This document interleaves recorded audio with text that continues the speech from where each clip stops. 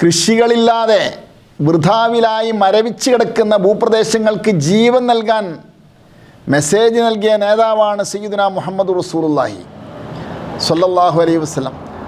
അവിടുന്ന് പറയുന്നു, മൻ അഹിയ അർളൻ മൈത്തത്തൻ സിഖത്തൻ ബില്ലാ വഹ്തിസാബൻ.